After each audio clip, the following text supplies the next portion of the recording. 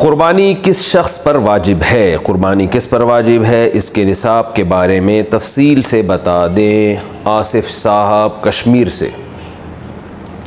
जनाब आसिफ साहब, क़ुरबानी के निसाब में 5 चीज़ें देखी जाएंगी। 5, ये खूब अच्छी तरह दिमाग में बिठा लें। और ये 5 चीज़ें किस दिन देखी जाएंगी? बकरा ईद की सुबह सादिक यानी 10 ज़िलहिज्जा की सुबह सादिक से लेकर 11-12 ज़िलहिज्जा के गुरूब आफ्ताब, यानी ये जो 3 दिन है ना क़ुरबानी के, 10, 11, 12, इन 3 दिनों में कोई शख्स साहिब निसाब हो तो उस पर क़ुरबानी वाजिब है। साहिब निसाब का मतलब क्या है? यहाँ पर क़ुरबानी पर खूब समझ लें। सोना हो किसी के पास, या चांदी हो, या माल तिजारत हो। तिजारती माल का मतलब वो चीज़ जो बेचने की नीयत से ख़रीदी हो। कोई प्रॉपर्टी है बेचने के लिए ख़रीदी, दुकानदार का जो जितना सामान दुकान में पड़ा होता है सब बेचने के लिए ख़रीदा होता है। कोई कपड़ा आपने ख़रीदा था, ख़रीदते हुए बेचने की नीयत थी, तो ये तिजारती माल कहलाता है। चौथी चीज़ है नक़द रकम, कैश, यानी जो भी आपके पास बैंक में या जेब में जो कैश अमाउंट पड़ा होता है। ये 4 चीज़ें हो गई। 5वीं चीज़ है ज़रूरत से ज़ायद सामान। ज़रूरत से ज़ायद सामान में बहुत तफसील है। आसान इसकी एक जो हम अगर ज़ब्त कर सकते हैं तो वो चीज़ जो पूरे साल भी इस्तेमाल ना होती हो। घरेलू चीज़ों में वो चीज़ें जो पूरे साल भी इस्तेमाल ना होती हो, जैसे कपड़े कोई, या बर्तन है, डिनर सेट है, पूरे साल इस्तेमाल नहीं आता। इसी तरह कोई प्रॉपर्टी पड़ी हुई है जो ना किराए पर दी है आपने और ना आप उसमें रहते हैं, वो प्रॉपर्टी भी ज़रूरत से ज़ायद में दाखिल है। तो ये जो 5 चीज़ें हैं, किसी के पास ये 5 चीज़ें, इनकी जो वैल्यू लगाई जाएगी तो इन 5 चीज़ों का मजमुआ अगर 52.5 तोला चांदी के बराबर है। 52.5 तोला चांदी आजकल 65-70 हज़ार के लगभग है, नेट पे सर्च कर लीजिएगा।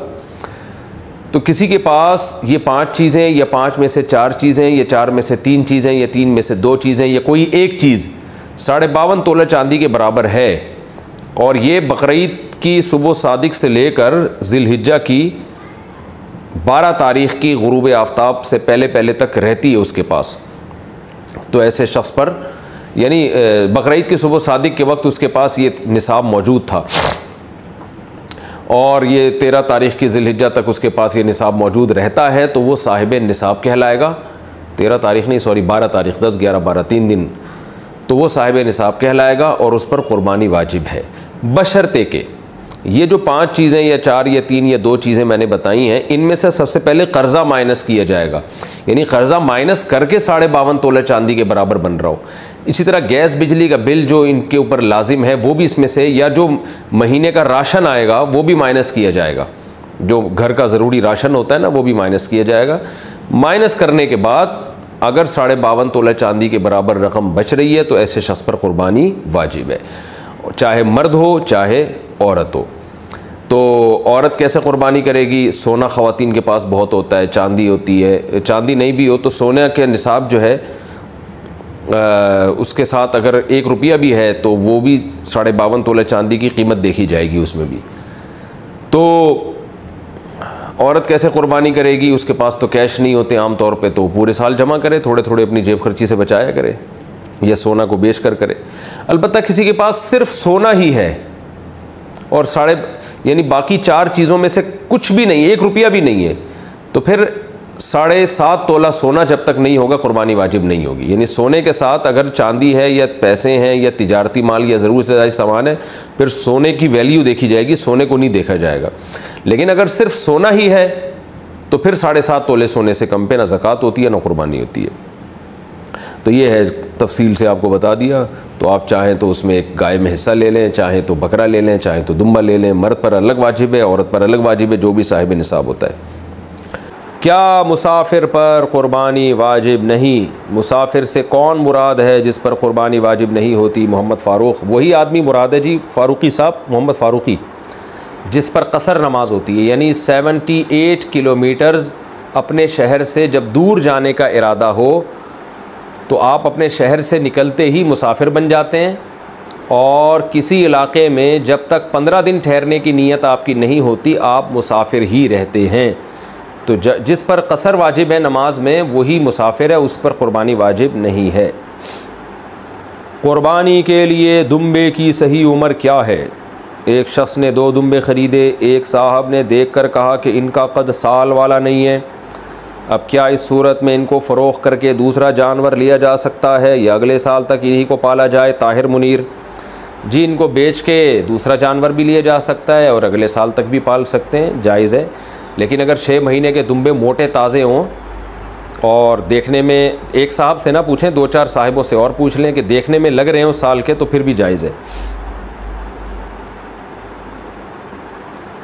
क़ुरबानी किस उम्र में वाजिब है अगर साहिब इस्तिताअत हो? सहर गुल, शरीयत के तमाम अहकाम आप पर वाजिब होते हैं जब आप बालिग हो जाएं। तो ख़वातीन को जब मेंसेस आना शुरू हों तो वो बालिग शुमार होती हैं, और लड़कों को जब नाइटफॉल या इहतिलाम शुरू हो जाए तो वो बालिग शुमार होते हैं।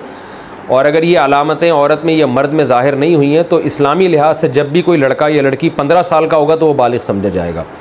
तो बालिग होते ही शरीयत के तमाम अहकाम आपकी तरफ मुतवज्जे हो जाते हैं। तो इस उम्र में अगर साहिब निसाब हैं तो क़ुरबानी वाजिब है, मर्द हो या औरत हो। अपनी क़ुरबानी छोड़ कर वालिदैन की तरफ से क़ुरबानी करना, मैं इस साल अपनी क़ुरबानी ना करूं, वालिदैन की तरफ से कर लूं, तो क्या ये जायज़ है? MS फ़ारूक़ी बरतानिया से।